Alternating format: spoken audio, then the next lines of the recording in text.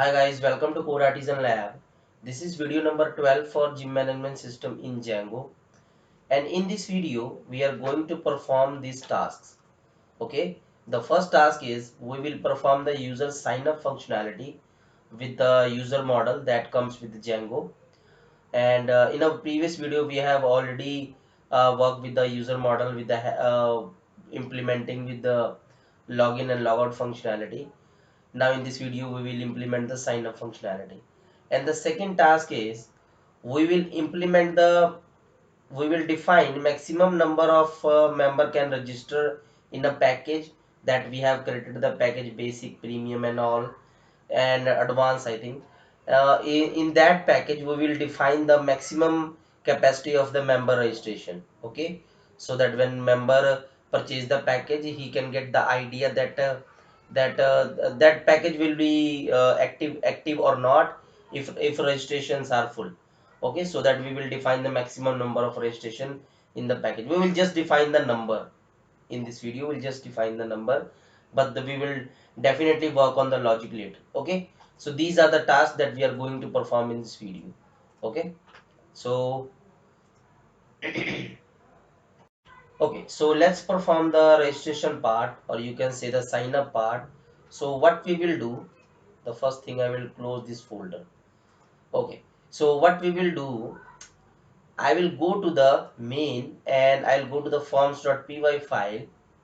Okay, and here I will create a, the first thing with, before creating, I will get the form class from the authentication library package, sorry, import user creation form.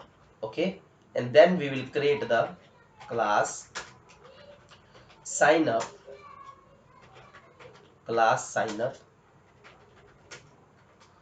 user creation form. Okay, and here we will define class meta. Okay, and in this meta we will define model equal to user. Okay, and for using the model we need to get the form django dot contrib dot auth dot models import user. Sorry. Okay, and we are using the user model. Now we will define the fields. So default fields are first name,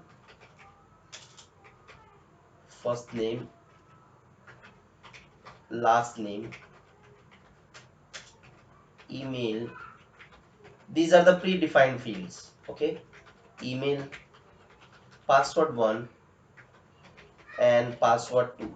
So this will confirm the password. Okay, so these are the fields. Now we will use this form in our view class or view section, not class. So here we will define where. Okay, so let's say sign up. Okay, sign up, and here we will define the sign up method, and we will define. Okay, so we need this form. Okay, we are importing already the forms. So what we will do, form equal to forms dot sign up, or you can say simply sign up. Okay, where it is, first of all we need this.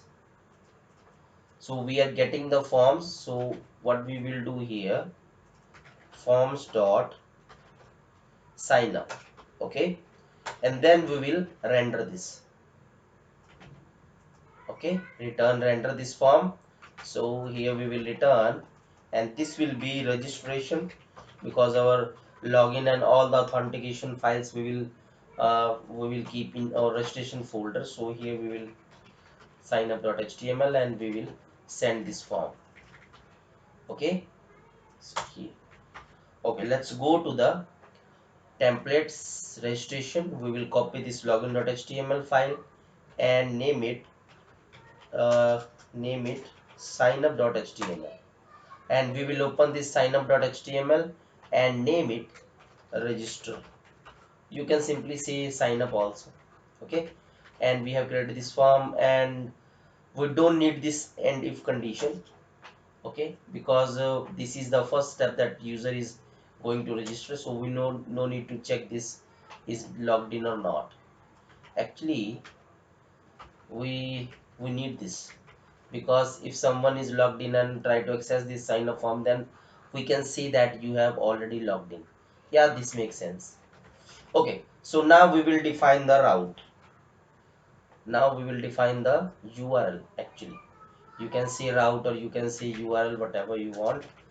Okay, so here we will make the similar route, sorry, URL, make the similar URL according to the according to our login and logout structure. Okay, this is the name of the view and this is the name that we will call in our URL tag. Okay, okay, so we have defined the sign up link. Now how we will access this sign up? So we need to define in our base.html template. Okay, so what we will do, we will go to the base.html template and here we have this. Okay, so that name is using here. Okay, so what is the name of this template? Sign up. Okay, so now let's go to the home page and refresh this page, and it is saying something. So what it is saying, it is saying that creating a model form without either fields attribute or exclude attribute. So in the forms we have fields. Okay, actually we need to restart the server, so we will restart the server. Okay, and it is saying that unknown fields specified for users. Okay, so it is saying something that, okay, so this is saying the error, and this error is because we need to set this email text. Okay, now let's go to the command line and we will restart the server again. So we have restarted the server, so let's, yeah, so it is working fine. So now refresh the page and here we have a register link, and here you can see that we have a first name, last name, email address, and it is saying that the requirement for the username, password confirmation. Okay, so now let's register in this template, register in this file. Okay, so let's check this one time more, that we have a form, we have a views, and everything is okay. And here we need to, when we submit this, we didn't define the functionality. Okay, so we need to define this. If request dot method equal to post, then we will, what we will do, form equal to sign up, and we will pass the request dot post. Okay, and here what we will do, okay, so here what we will do, we have a form, and then we will check if form dot is valid, then we will form dot save, we will save the form data, and we will return redirect on home. Okay, so we have defined the home, yes, so we will return redirect home. And one thing more, okay, we don't need to redirect the home. Actually we can send the message, thank you for registration, thank you for registering, we can say. And by default this message equal to null value. Oh yeah, no, okay, simply no. Okay, and we will pass this message here, message, message, and we will show the message here. Yeah, we are showing the message already. Okay, so now let's go to the form, and it is saying that name null is not defined. So where it is message equal to null,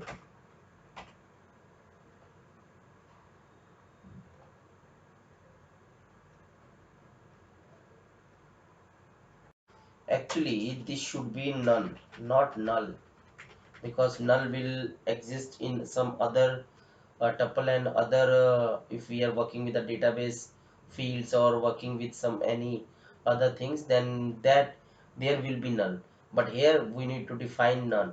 Okay. Okay, so we have defined the message equal to none, and if the form is, if the data has been saved, then we will show the message thank you. Okay, and here we are passing the message.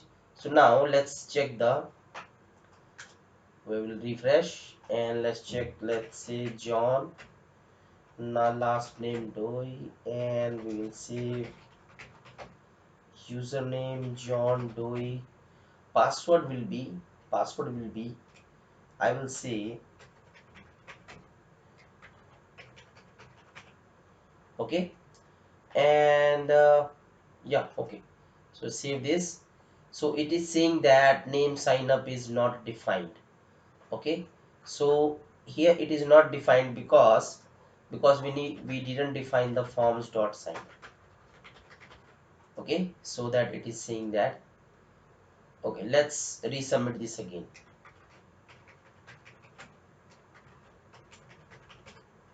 Submit. So thanks for register. Okay, so we have successfully registered. Now let's try to log in with our recently created account, John Doe, and our password. Submit. So we have successfully logged in. Here you can see that we have a profile setting and logout thing. Okay, so we have successfully completed our sign up process. So if I go to the overview, then here we have created, first of all we have created the form for extending the user creation form, that we have a graph from the authentication forms. Then we have defined the functionality for saving the data, and then we have defined the URL for accessing the sign up form, and in the sign up template we are just showing the form and the message. Okay, and in the base.html we have defined the link for the sign up. So this is the flow that this is the flow for for registering the user with the authentication, or you can say user model. Okay, so now we need to define the link in the login page. So let's go to the login page. So here we have a login page, and let's go to the logout. So now I will, after the table, after the form, you can say, we will define the sign up page, sign up link, sign up. Okay, and here we will define the URL. Okay, and let's see, sign up. Okay, refresh the page. So here we have a sign up. Okay, you can see the simple message here: if you are new, then please sign up. Okay, and when we click on this, we can redirect on sign up page, and similarly we can define this link on the sign up page. Then if you are already, if you are already registered, registered if you are already registered, then please log in. Okay, if user is already registered, then we can say, if you are already registered, then please log in. When we click on this, we, okay, so we have defined the link also. Now let's add the maximum number of registration in a specific package.